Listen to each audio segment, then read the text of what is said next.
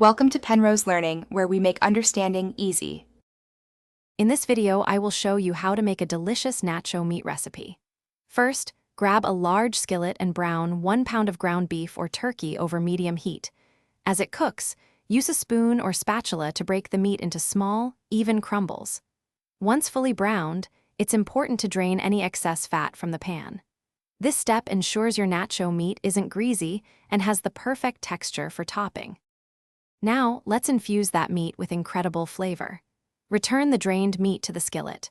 Add 1 tablespoon of chili powder, 1 teaspoon of ground cumin, and 1 teaspoon of garlic powder. For a little heat, stir in 1/4 teaspoon of cayenne pepper.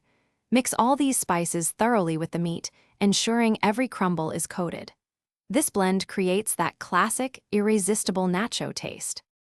To deepen the flavors and create a saucy texture, we'll simmer the meat. Pour in 1/2 cup of beef broth or water, then stir in 2 tablespoons of tomato paste. This adds a lovely richness and helps bind the spices.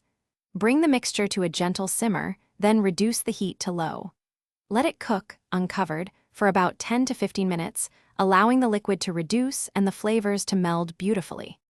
Your delicious nacho meat is almost ready. Give it a quick taste and adjust any seasonings, adding salt and pepper to your preference. Once perfected, spoon the hot, flavorful meat generously over your favorite tortilla chips.